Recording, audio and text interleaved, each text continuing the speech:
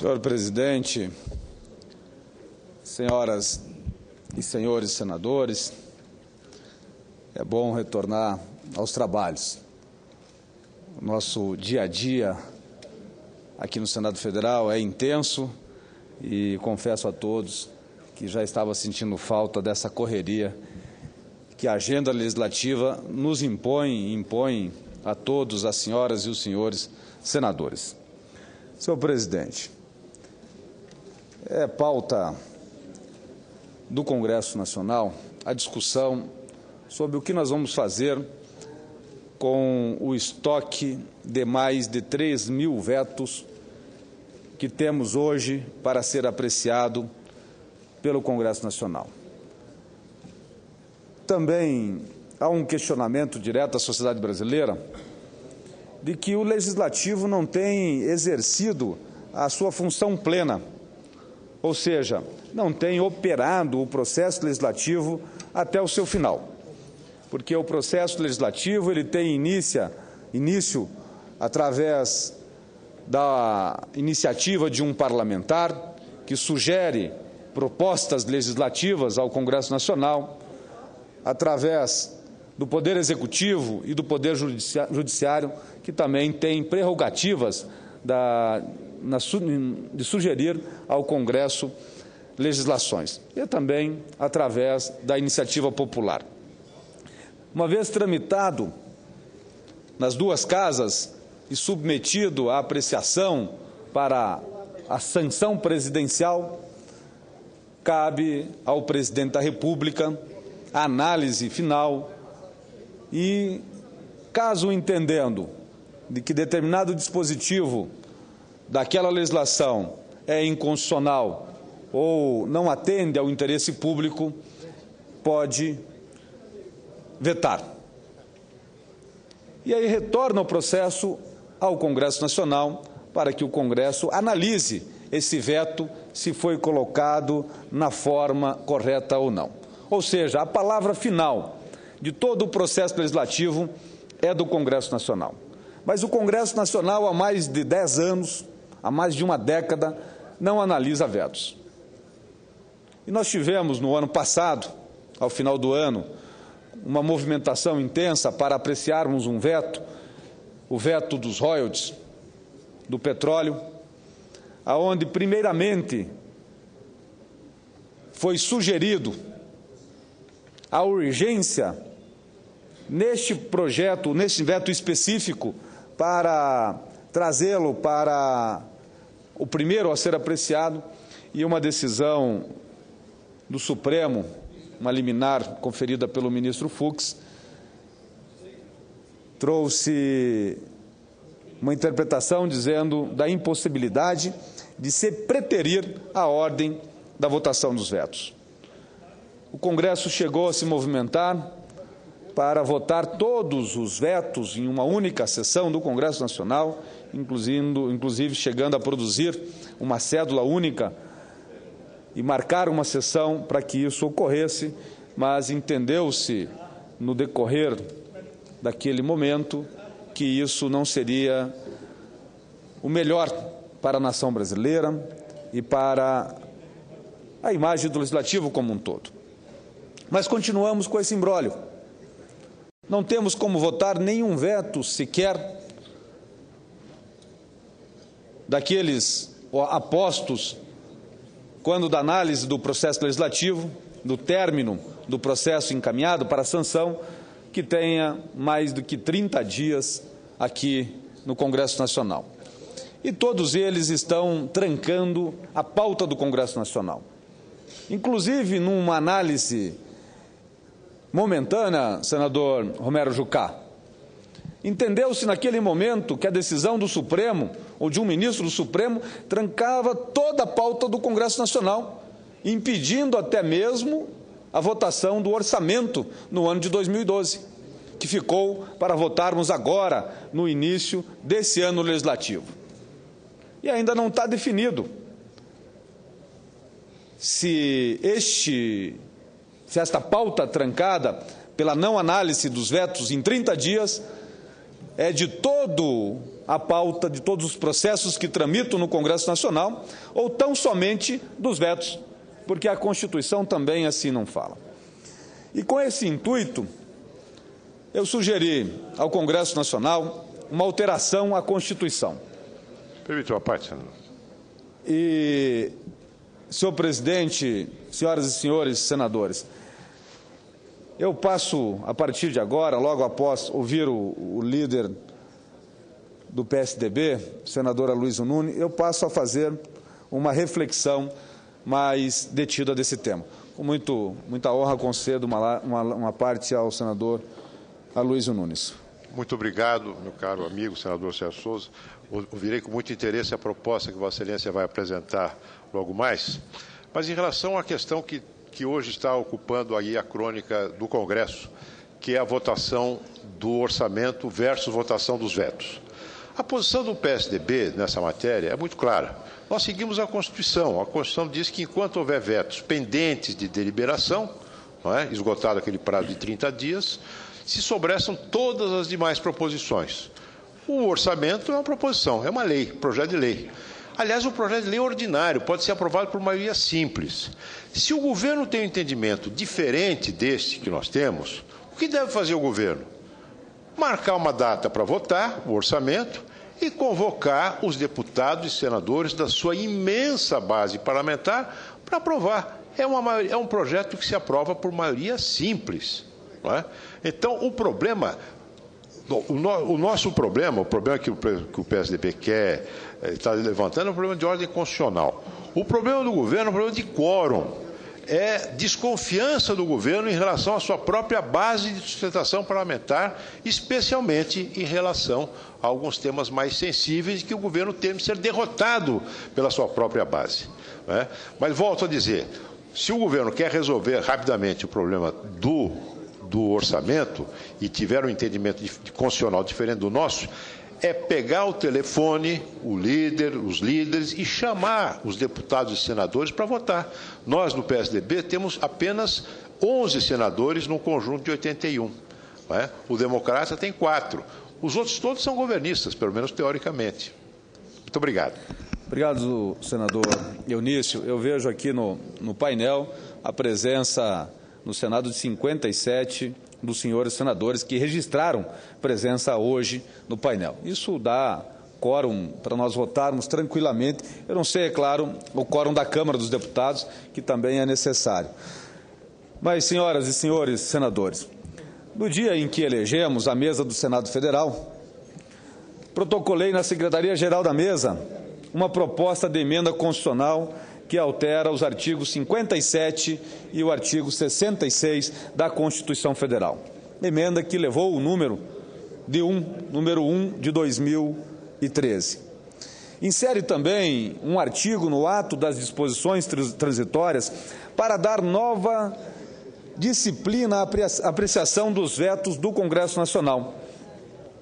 A proposição foi numerada, como já disse, número 1 de 2013, que é motivo de grande satisfação para mim, pois entendo que solucionar o impasse em torno dos vetos presidenciais corresponde à prioridade número 1 no Congresso Nacional, no ano que se inicia. Senhoras e senhores senadores, todos recordamos a recente decisão liminar do ministro do Supremo Tribunal Federal, Luiz Fux, no mandado de segurança 31.816, que suspendeu a decisão do Congresso Nacional que havia entendido pela urgência da votação do veto presidencial ao projeto de lei dos royalties do petróleo. A decisão cuja repercussão dominou a opinião pública naquele momento, que suscitou discussões em torno do mérito e de uma intromissão imediata do Poder Legislativo, também evidenciou a ineficácia do modelo vigente para apreciação de veto e a necessidade do aprimoramento dessa legislação constitucional. A respeito às instituições democráticas, é um princípio basilar para a harmonia entre os poderes. Daí porque o processo legislativo constitucional assegurou ao presidente da República o direito de veto, no todo ou em parte, de projeto de lei aprovado pelo Congresso Nacional. Mas considerado como inconstitucional ou que não atenda o interesse público. Somente nestes casos pode o presidente da República apor vetos a projetos aprovados pelo Congresso Nacional. Ao mesmo tempo, garantiu ao Congresso Nacional a palavra final, reunindo-se em sessão conjunta para apreciar o veto, podendo ser rejeitado pelo voto da maioria absoluta dos deputados e senadores em escrutínio secreto. Cumpre reconhecer, entretanto, que as regras do processo legislativo para deliberação sobre o veto não vêm atendendo ao interesse público, vez que o acúmulo de mais de 3.000 vetos sem apreciação atualmente é uma demonstração cabal de que o modelo já se exauriu. Aliás, convém ressaltar que desde a promulgação da Constituição de 1988, que consagrou a sistemática atual de apreciação dos vetos, ocorreram mudanças consideráveis no processo legislativo que impactaram de forma expressiva a rotina das duas casas do Parlamento. A emenda constitucional número 32, de 2001, que alterou o rito das medidas provisórias, estabeleceu a necessidade da criação de comissão do Congresso Nacional para apreciação de todas as medidas provisórias editadas pela Presidência da República. Mais recentemente, o Supremo Tribunal Federal impôs a instalação de tais comissões como ação essencial para a sua aprovação, ou seja, para a análise e aprovação das medidas provisórias. Além disso, senhor presidente, no Senado Federal, desde 1988, o número de comissões permanentes da Casa passou de 7 para 11 comissões, sem falar nas subcomissões permanentes e temporárias em cada uma delas. O mesmo ocorreu na Câmara dos Deputados. E no âmbito do Congresso Nacional, ainda foram criadas em 2008 a Comissão Mista Permanente sobre Mudanças Climáticas, que tive a honra de presidir em 2011 e de ser o relator em 2012.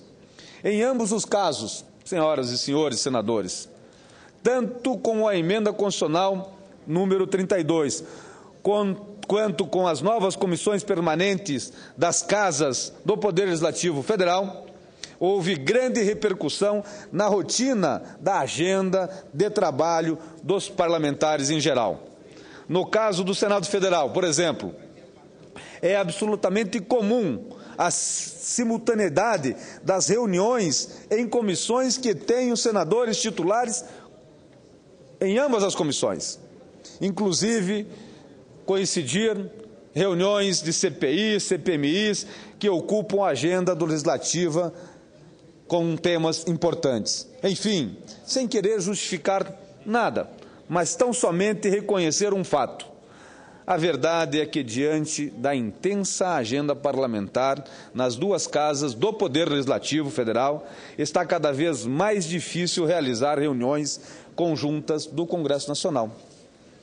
E sendo assim, o prazo hoje fixado na Constituição Federal para apreciação de veto não é suficiente para se adequar à agenda legislativa prioritária e de interesse nacional.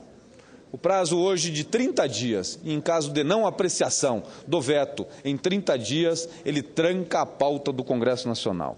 Por outro lado, a imposição constitucional de obstrução da pauta de votações do Congresso Nacional em razão da não apreciação de veto também não é de interesse público, pois o Poder Legislativo não pode ficar engessado frente a tantas necessidades da sociedade brasileira.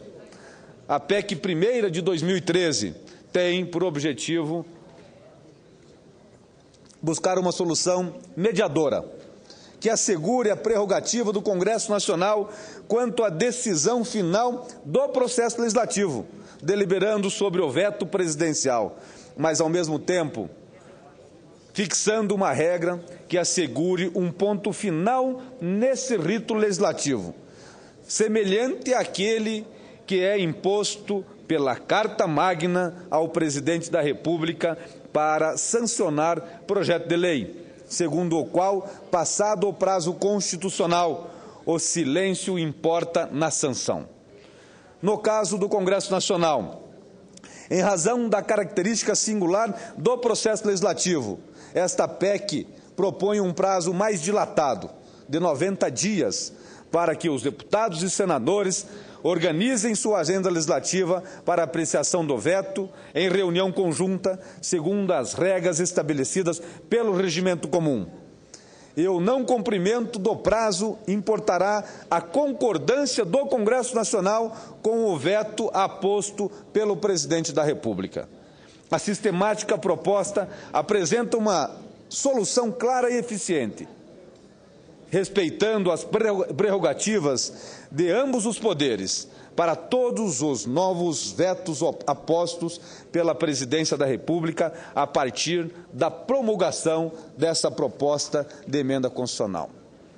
É necessário, senhoras e senhores senadores, no entanto, atentar também para o tratamento a ser dispensado aos mais de 3.000 vetos constantes na pauta do Congresso Nacional e a todos os que forem apresentados antes da promulgação desta PEC. Para tanto, estamos fixando como regra transitória um prazo de até 4 anos para que sejam apreciados, fim do qual serão considerados também mantidos. Senhor Presidente, senhoras e senhores senadores, tanto o Senado Federal quanto a Câmara dos Deputados iniciam seus trabalhos sob a regência de novas mesas diretoras. Trata-se do segundo biênio da 54ª legislatura. Os 2 presidentes eleitos inseriram nas suas prioridades de mandato a solução do impasse dos vetos presidenciais. A PEC número 1 de 2013 tem exatamente este objetivo. Preocupa-se de forma simples e eficiente garantir a conclusão do processo legislativo que, infelizmente, não tem ocorrido. Gostaria de, antes de encerrar, conceder uma parte ao nobre senador Pedro Taques. Sim, senador Sérgio, ouvi com atenção o vosso pronunciamento e vou analisar essa proposta de emenda constitucional de Vossa Excelência, que me parece bem inteligente, né? A minha preocupação é o seguinte: o veto, ele e a sua derrubada, de acordo com o artigo 66, parágrafo 1º e 4º da nossa Constituição, é um controle que o Executivo faz sobre o Legislativo e a derrubada do veto, o Legislativo sobre o Executivo.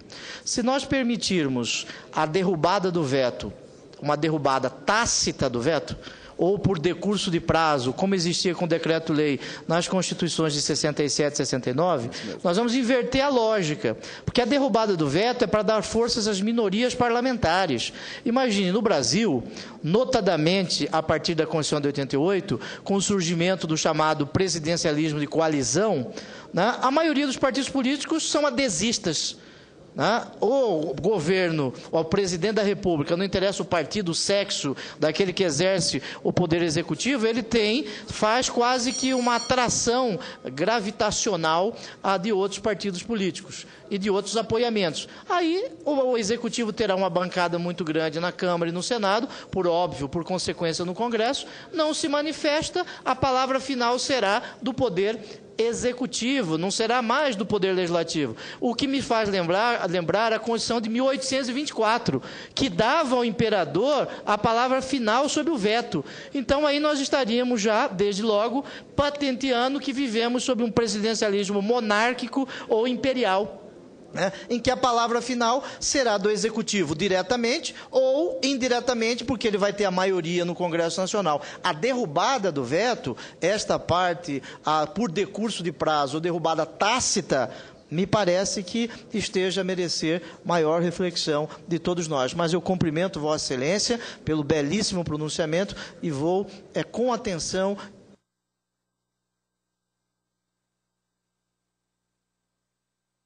me atentar para esse fato. Meu caro senador Pedro Táxi, eu penso que o Congresso não tem feito a sua parte. Mais de 10 anos sem analisar um veto é dar ao Poder Executivo o poder final no processo legislativo.